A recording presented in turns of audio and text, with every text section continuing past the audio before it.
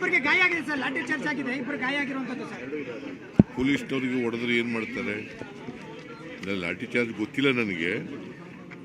ಪೊಲೀಸ್ನವ್ರಿಗೆ ಹೊಡೆದ್ರು ಅಂತ ಇದೆ ನನಗಿರೋ ಇನ್ಫಾರ್ಮೇಶನ್ ಪ್ರಕಾರ. ಅದು ಬಿಟ್ಟರೆ ಬೇರೆ ಕುಮಾರಸ್ವಾಮಿ ಹೇಳಿದ್ದಾರೆ ನಕಲಿ ದಾಖಲೆ ಸೃಷ್ಟಿಯಾಗಿದೆ ಅಂತ ಹೇಳಿದ್ದಾರೆ.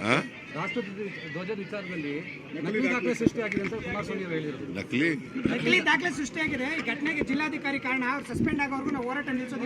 ಕುಮಾರಸ್ವಾಮಿಗೆ ಸುಳ್ಳು ಹೇಳೋದು ಬಿಟ್ಟರೆ ಬೇರೆ ಏನು ಗೊತ್ತಿದೆ? ಹೆಸರಿನಲ್ಲಿ ರಾಮ ಕೇಳಪ್ಪ, ಇಲ್ಲಿ ಕುಮಾರಸ್ವಾಮಿ ಯಾವಾಗಲೂ ಸುಳ್ಳು ಹೇಳೋದು. ಯಾವ್ದಾದ್ರು ಅವ್ರು ಹೇಳೋದನ್ನ ಸಾಬೀತು ಮಾಡಿದಾರಾ?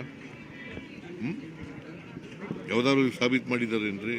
ಇವತ್ತಿನವ್ರಿಗೆ ಸುಮ್ಮನೆ ಅಲಿಗೇಷನ್ ಮಾಡಬೇಕು, ಮಾಡ್ತಾರೆ.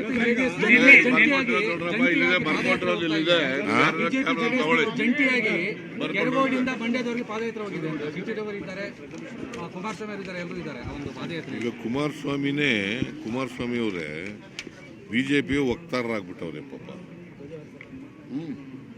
ಅಲಯನ್ಸ್ ಮಾಡ್ಕೊಂಡಿದೀವಿ ಅಂತೇಳಿ Ranganath Purohit floor mill business ನಲ್ಲಿ ಒಂದು ಮಷೀನ್ ಇಂದ 8 ಲಕ್ಷ ಗಳಿಸ್ತಿದ್ದಾರೆ. ನೀವು ಕೂಡ ಅವರಿಂದ ಕಲಿಬೇಕಾ? ಅವ್ರ ಜೊತೆ ವಿಡಿಯೋ ಕಾಲ್ ನಲ್ಲಿ ಮಾತಾಡಬೇಕಾ?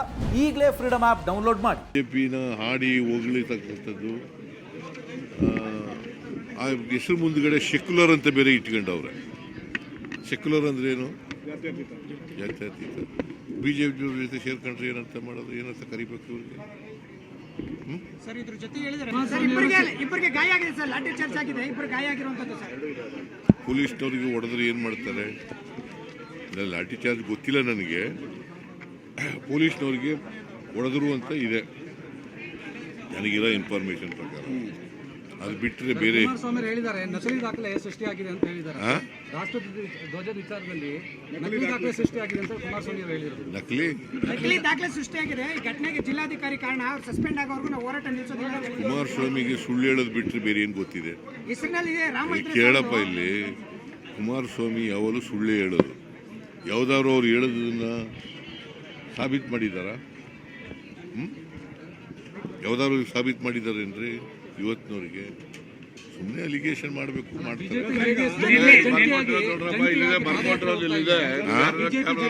ಜಂಟಿಯಾಗಿ ಕೆರಗೋಡಿಯಿಂದ ಬಂಡ್ಯದವರೆಗೆ ಪಾದಯಾತ್ರೆ ಹೋಗಿದೆ. ಸಿಟಿಡವರು ಇದ್ದಾರೆ, ಕುಮಾರಸ್ವಾಮಿ ಇದ್ದಾರೆ, ಎಲ್ಲರೂ ಇದ್ದಾರೆ ಆ ಒಂದು ಪಾದಯಾತ್ರೆ. ಈಗ ಕುಮಾರಸ್ವಾಮಿ ಅವರೇ ಬಿಜೆಪಿಯ ವಕ್ತಾರರಾಗ್ಬಿಟ್ಟವ್ರೆ ಪಾಪ.